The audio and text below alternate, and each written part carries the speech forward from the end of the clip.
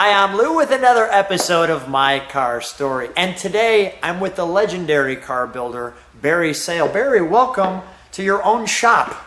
And as I bring him to his own shop, he's actually brought me, of course. I'm humbled to be here because it's just an unbelievable experience. I'm going to show you what we're talking about.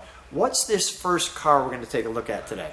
We're looking at a 1964 289 Shelby Cobra that had started life as a street car, converted to a race car, and now back to a street car again.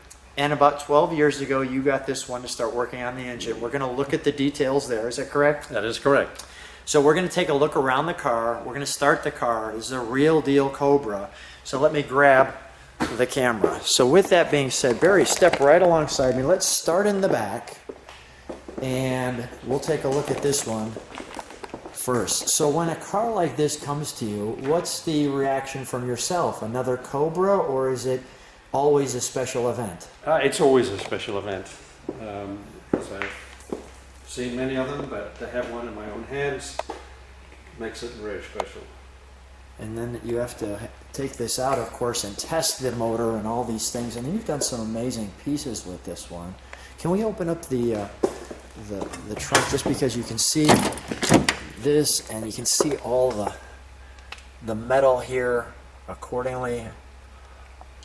It's just wonderful. And the jewelry. And we'll take a look at the overall side of the car. I mean, the Cobra is not really like any other car.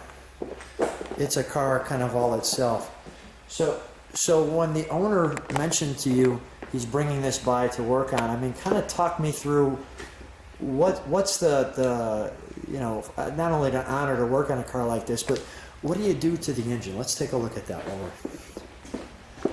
And share with me, just like these hips didn't come with it, what happened with this car as growing up, so to speak? In 1989, Chris McAllister made this into a race car. Added the flares, the aluminum wheels, the aluminum radiator, and they put a 302 race motor in it. Okay, so we've got the aluminum wheels, all the knockoffs though, like so. Let me just show the detail there. The aluminum radiator, which you can see, which probably helped with the cooling. Indeed. And the fenders here too. And the fenders at the rear. So normally a smooth-sided Cobra almost looks a little 420, 27-ish with those, doesn't it? It does indeed, and when we built it up, the owner decided he would like side pipes. I tried to dissuade him, but side pipes it has. I like side pipes. I have been snake bit by those pipes. They do get hot. Let me define snake bit. When you jump out and you put your leg there, it singes the hairs. Exactly. Yeah, it singes the hairs on your leg and bites your leg where you have a little scar to remember it. And look at the raked window and this. Okay. Obviously this bar was added. It was. Okay. These seats are the original seats. Of course, they were not used for racing, but they didn't require anything but a good cleanup. That is fantastic. And let me just show. Now, did it come with a 5-speed? It did not. It had a close ratio 4-speed. That was the race transmission. But for the street, that was not a good option because at 60 mile an hour, the engine is revving too high. So okay. We did put a Tremec 5-speed with a 0.854 overdrive, and it's now a pleasure. So there have been some modifications to the original. Now, all the original pieces to make it back to the way it was are under the shelf over there. The transmission, radiator, heads, everything. So you've kept all of the originality, but so that we can actually drive it around, done this. Correct. Now show me, right off the bat, you see De Tomaso on the valve cover here. Tell me about that. These heads were made for a project that De Tomaso and Shelby had in common, and it was a car designed by Peter Brock called the De Tomaso P70. Okay. You can look it up online. It's quite a well-known car. It never was completed except under Peter Brock's care. Never was raced to my knowledge. because both being hotheads, they inevitably got into an argument and dropped the project. But Shelby sent Peter Brock to Italy to complete the car, and I had the pleasure of spending an hour on the phone with him and discussing these heads. His recollection was that in Modena, back in 1965, there were a lot of mom and pop foundries, and that he couldn't remember who did them, but he did estimate there were only 3 pair made. And we acquired these from a friend who had them for many, many years. And There's only 3 of these heads. 3 pair of heads. Oh, wow. There may be more, but that's all we can document. And they are very similar to the Gurney Westlake heads, except that these have what they call a heron head, and that is it's dead flat. The valves are flat, and the combustion chamber is in the piston.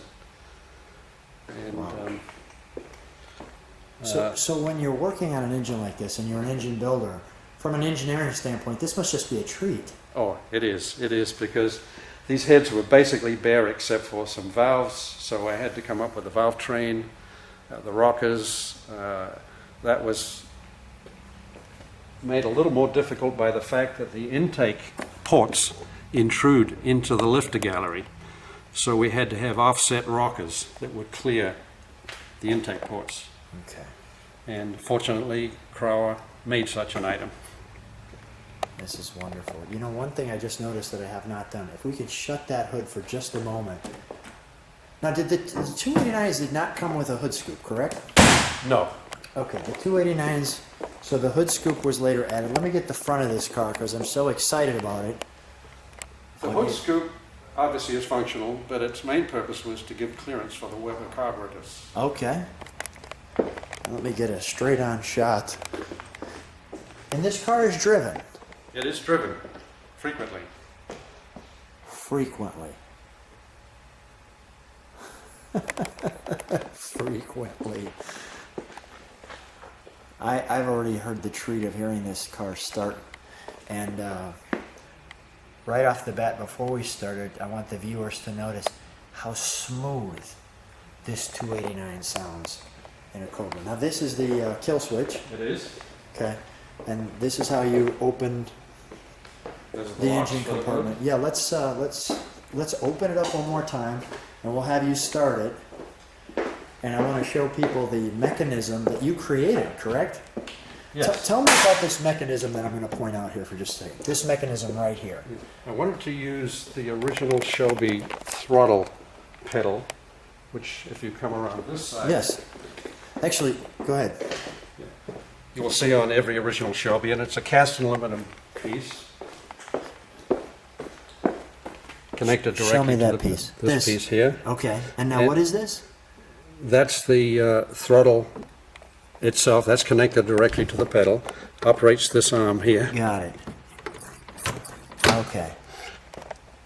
And So you created this. I used a series of bell cranks because it was very, very smooth.